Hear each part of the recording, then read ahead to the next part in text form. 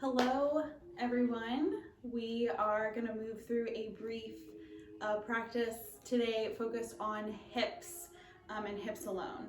So if you've been sitting in a chair or on a couch for an extended period of time, I've been hearing that people are having a lot of like hip issues, low back, neck, shoulder things.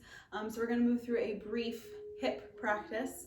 Right now, just to work out any kinks. This would be something great to throw in during your lunchtime break. If you're working from home, something great to do first thing in the morning, or even before you go to bed at night to relieve any hip tension or stress. So we'll move through that. My name is Valerie Lane. I will take you through a brief hip practice today to stretch things out. My cat is in the blind, so if she pops out, just know that we're all working from home and we all have nuances in our days. So we're gonna get started on the floor here, and we're actually gonna get started in all fours. So you're gonna head to the mat, and if you need something for your knees, you can grab blanket, towel, any sort of cushioning for your knees here. Just kind of gently put that in the middle of your mat, and then you're gonna have your hands down onto the floor. I'm gonna scoot myself back so I'm in camera range. All right, here we are. So from here, you're just gonna get started with making some circles for your wrists. So really just warming up the wrists here. Bring yourself forward. You can see my shoulders kind of moving. Eye gaze is down. Here's Anna the cat. She's decided to join practice. So we're making some circles for our wrists. Good. Then we'll tuck the toes, make some circles for our hips. So we did this in the first video. If you tuned in for the 30-minute practice, you just want to make some big circular motions with your hips here. I like to have my toes tucked under so I can get some leverage. But you can have the toenails on the floor if that's better for you. Move it in the other direction so you're nice and even. These hip circles are great, especially if your glutes are sore, if you've been doing walks or hikes on the weekends, or whenever there's a nice day. Bring ourselves back to center here. All right, so we're gonna sit back on the heels while I demo. You're just gonna turn the wrists backwards. So from your cat-cow tabletop position, you're just gonna turn your fingertips out to the sides. So your hands are kind of like this on the floor. I know it's a little bit hard to see. And then if you're feeling groovy there, turn your hands all the way back so your fingertips are pressed towards you. If this is not accessible, do not worry. This is a difficult pose, but if you can turn your fingertips behind you towards your knees, go ahead and just kind of gently sink back and then rock forward, putting a little bit of motion and movement into your stretch. So this is great if you're typing on a computer all day like I am. Sitting at a desk, you really want to stretch out your arms.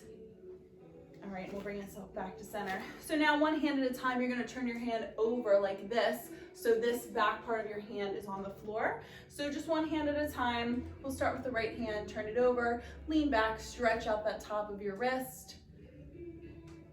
And then other side. Right hand turns over, left hand, reverse it so that top of your hand is on the floor. Good, we'll bring it back. So if you have any wrist limitations during practice, obviously that first part may not have been great, but fists for wrist is a really great thing to consider for your tabletop pose, cat and cows. So you're just gonna make fists with your hands and then place that first part of your finger from knuckle to knuckle onto the floor here. So you want to lift up through your shoulders if you're doing fists for wrist. You don't want to kind of sink down into it, but that's a great way to go about your cat and cow. So I'm going to hold fists for wrist here as we move through cat and cow just to demonstrate how that goes. I have wrist issues with my right hand, so I use fists for wrist a lot in my home practice. So your hands are right underneath of your shoulders and your knees right underneath of your hips. You're gonna drop the belly towards the earth, eye gaze comes upwards. This is your cow pose. So you wanna stick your tush out, C curve like that with your back. Take a big breath in. Exhale, curl it the other direction. There was Elsa the cat in the video here, just in time for cat pose. Good, inhale, bring yourself back to cow. And then exhale, bring it back to cat. Round the spine, look towards your belly button. Good, bring yourself back to center. All right, we're gonna give the wrists and hands a break here. We're gonna tuck the toes and then walk your hands back, hands coming to the thighs. This is broken toe pose. So if you've taken my class in person, you've probably groaned when I've said this out loud, but you wanna have those toes tucked, sitting up nice and tall, and you're just stretching out the bottoms of your feet. If you haven't had shoes on in a week like I haven't, your feet are feeling great right now, so this should feel even better. Really stretching out the toes here. One more breath in. Exhale, bring yourself forward, relax those feet. Good. All right, so from here, we're gonna stay on the hands or fists for wrists, your choice. And we're gonna pick the right leg out to the side. So pick your leg up, bring it around back behind you, and then bring it back to where you started. So you're gonna take that knee, open it out 90 degrees to the side, circle it around back behind you so your foot pushes straight up towards the ceiling, and then bring it back. So just make some circles here, nice and easy. You're gonna feel this in your glutes a little bit. I have sore glutes right now, so I'm definitely feeling it. Good, and then we're gonna switch to the opposite side. So left leg comes out to the side, same thing. Bring it around back behind you, and then close it in. So for most of this, I'm looking at the camera just so you guys can hear me better, but your eye gaze can be down towards the floor as we create some hip mobility, just making some circles. We'll take one more on this side, and then bring it down, good. From here, we're gonna take the knees wide and sink ourselves back into a child's pose. So hips come back towards your heels, arms come out in front. You can place your forehead down onto the mat.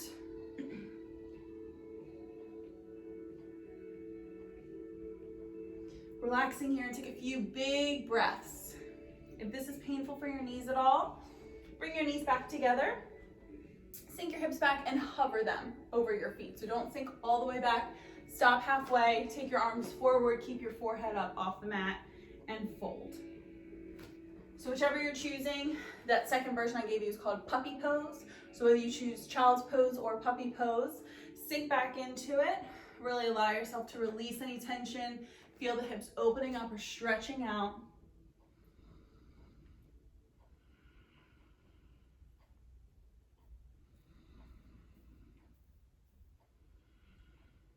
Take one more breath here. Exhale, go ahead and bring yourself back up to tabletop position. All right, we're gonna take the right leg out to the side. So we're gonna give ourselves a little hamstring stretch.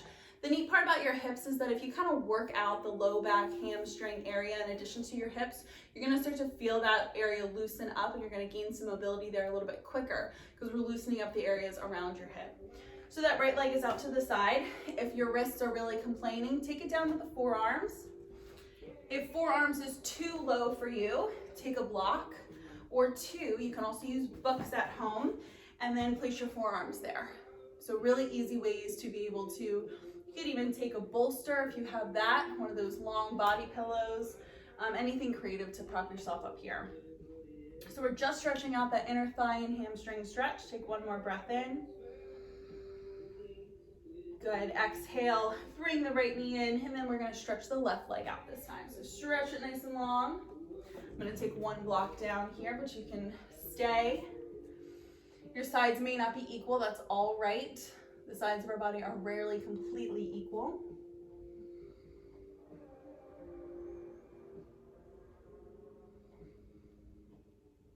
All right, we're gonna bring that left leg in here. Awesome work. All right, so we'll place those blocks to the side, take your hands down to the mat, tuck your toes, come up to a downward facing dog. So from your downward facing dog, walk the feet out if you need to. So bending one knee at a time, pressing one heel into the mat. Stick that tailbone up towards the ceiling, bend your knees, push that tailbone up as you lengthen your spine.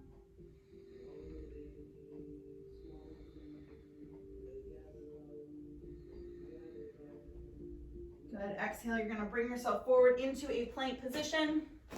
One vinyasa flow here to give the body a little bit of heat. So exhale, lower down all the way to the floor. You just lost my upper half here, so I'll scooch back. From here, you're gonna place your hands to the top of your rib cage, so on the bottom of your shoulders. Inhale, lift. So just lifting that head and chest. Good. Exhale, release, and then push yourself back to either child's pose or downward facing dog, whatever is going to feel best. Remember that wide-legged option to stretch out and release those hips.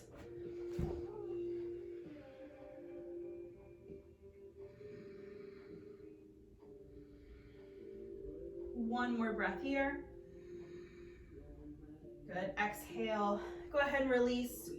Since we're focused on the hips today, I'm pretty much going to keep us on the floor, if that's all right with you. So you can keep the blanket below your knees if you like that cushion, and we'll step the right leg up in front. Nice and easy. You can take that hand to help you. And then you're going to bring yourself up to a low lunge. So you want to have your legs kind of in a double 90 here. You don't want to be leaning too far forward, but I want to make sure that you've got a right angle for this front knee down to your ankle here. So you can place your hands on your hips and kind of tilt your hips backwards if you kind of stick your tailbone out and then rock it forward. Okay, so you've got this mobility in your pelvis to kind of rock forward and back. I want you to think about the more forward part of it. So just let your hips go, lean forward a little bit, feel how that lunge feels, bring it back.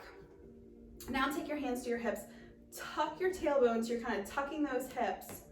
Maybe adjust that front knee if you need to, and then gently, very slowly, you probably can't even see it that much on the camera, push yourself forward.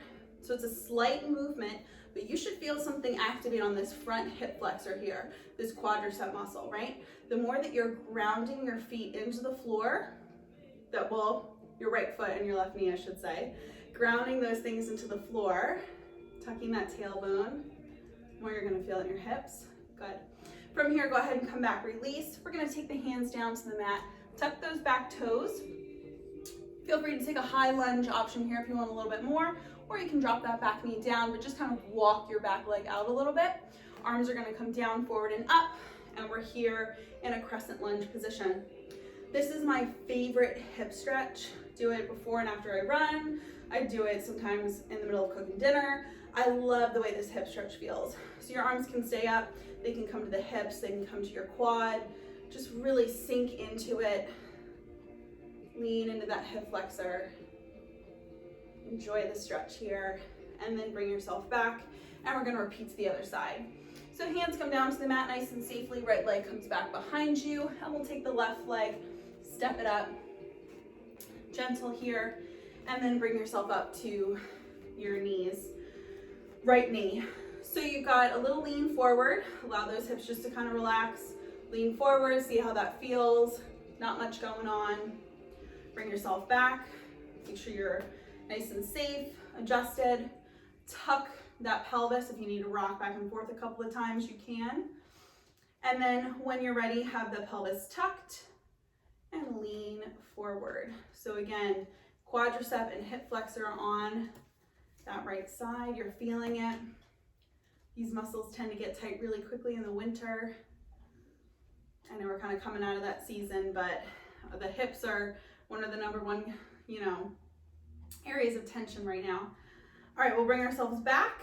Go ahead and take the hands down to the mat, tuck those back toes, or slide the leg back. So whatever you took on the opposite side, honor that over here. I kept my back knee down, so I'm gonna do that.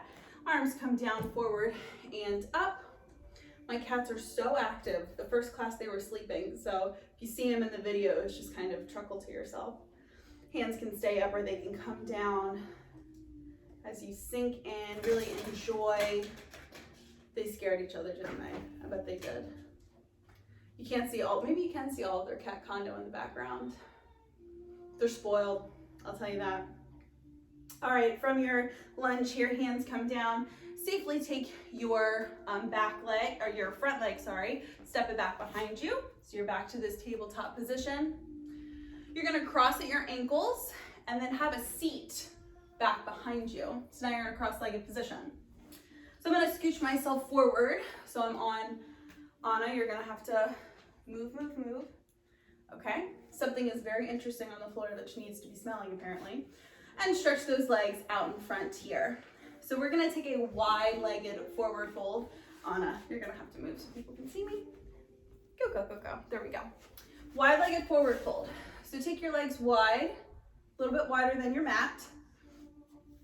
Inhale, reach the arms all the way up. Exhale, fold forward, reach for the toes or in between your legs here.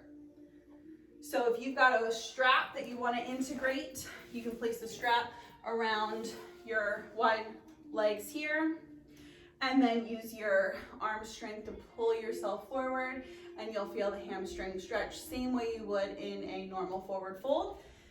If you don't have a strap, you just want to reach for the toes or in between. This is a great hamstring stretch.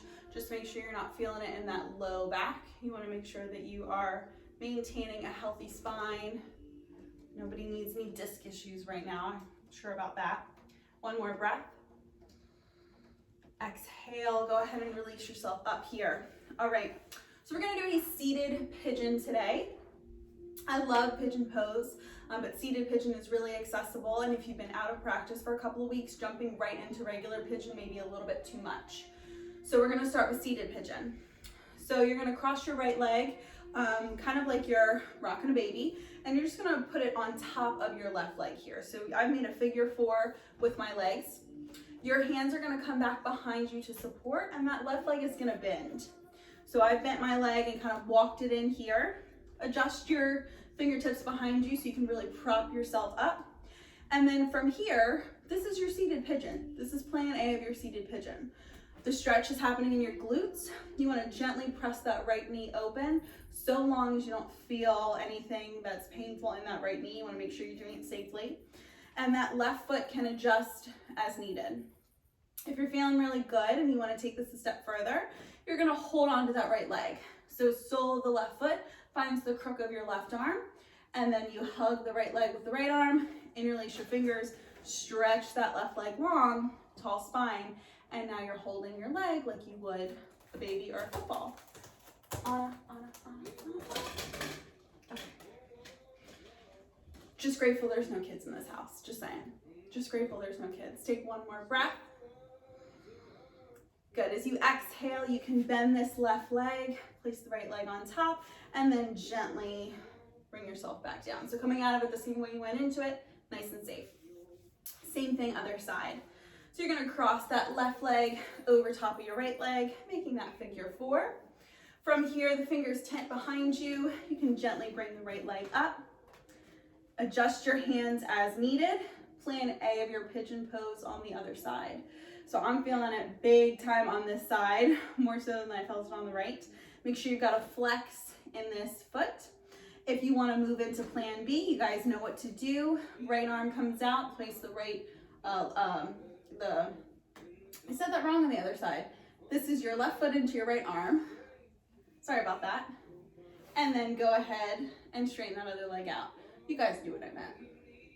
Foot in arm, hug around, shoot the leg out. You got it. Sitting up nice and tall, make sure you don't hunch over here. Really big glute stretch as you're in your seated pigeon version A or B. One more breath. And exhale, go ahead and release that leg. You can place it down or come out of it the same way you went into it. And then stretch the legs out here, kind of shake it out. All right, we're gonna move into star pose.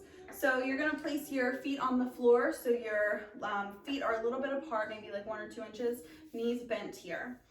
So if you want to put blocks underneath of your knees because that's a little bit more comfortable for you to have that support, you can, or you can omit the blocks and just have your legs like so. Version A, you're gonna tent the fingers behind you, lift the chest nice and long, up towards the ceiling. If you'd like a little bit more, hands come to the feet. These cats, I tell you, you guys are so patient. Thank you. You're gonna take yourself forward here, relax over, finding your star pose. So again, make sure you're not feeling any back pain at all. This should feel good to your back. Relieving any pressure here as you flatten the spine out if you've been sitting in a chair that doesn't really have any arch support. All right, take one more breath. And exhale, release it here. We'll stretch those legs out in front And then we're gonna head to reclining. So if you want to move this blanket so it supports your head for Shavasana, you can, or you can put it to the side. We're gonna do one twist before we take ourselves all the way down to Shavasana. So I'm gonna place my blanket to the side here and head all the way backwards. All right, so you're in reclining. Take a big pencil stretch, arms come up overhead, legs nice and long. Just a big stretch here. Work out any residual tension from your day yesterday or day that you had today, depending on when you're watching this. And then we're gonna hug our knees into our chest. So big hug, you're making yourself into a little ball. I'll scooch forward so you guys can see in here just a little better. All right, arms are gonna come out to a T, and then you're gonna drop your knees to the right to start. So just drop those knees to the right. You wanna release any tension from your legs as much as you can.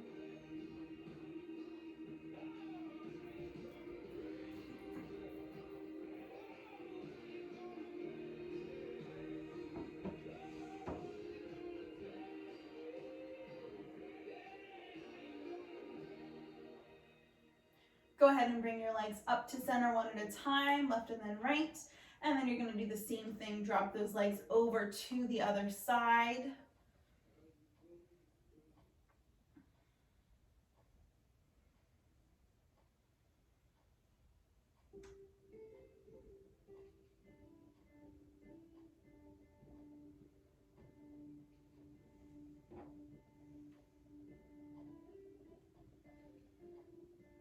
All right, go ahead and bring those legs up to center one at a time. From here, you can extend the legs nice and long, shooting them out towards those edges of your mat, palms facing up. You're in your Shavasana pose. So stay here. I'm gonna come up to seated so I can more comfortably cue you guys through Shavasana, but you should definitely feel free to stay reclining, enjoy your Shavasana. If you wanna take that blanket, put it under your head, or you even wanna drape it across your hips, that's my new favorite way to do Shavasana because it really sort of grounds you.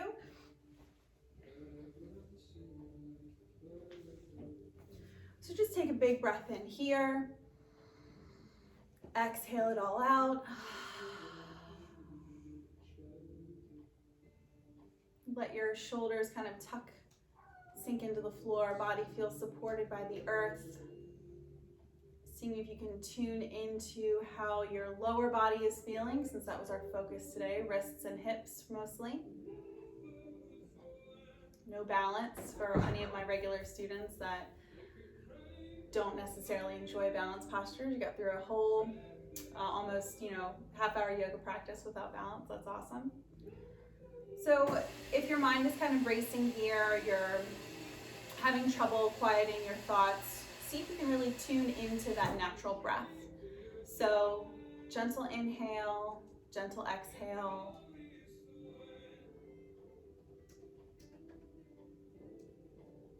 Pay attention to your clothes, where they're touching your body, what you can feel really close to you, the floor, your mat supporting you.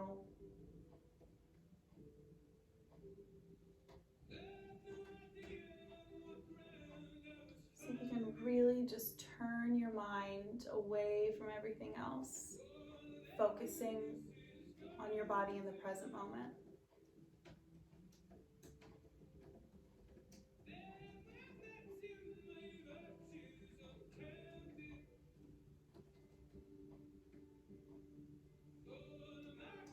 All right, if you'd like to stay in Shavasana a little bit longer, I welcome you to stay here for as long as your family will allow you to, or if you're at home by yourself, as long as you'd like to. But if you would like to end your practice here, then you can start to begin to wiggle your fingers and toes. It's just little movements to kind of wake up the body. Taking deeper inhales and exhales. We'll take a pencil stretch, arms come up overhead, legs nice and long. Good morning stretch like you would. Maybe you even want to yawn it out a little bit. When you're ready, placing one foot on the floor and then the other, and coming to your side first and then coming up to a seated position. All right, so once you've come up to seat, take your time. You can have the legs crossed. That blanket can come under your hips if you'd like, or you can stretch those legs out in front. We're gonna bring our hands to heart center here. Close those eyes. Take a moment here to reflect.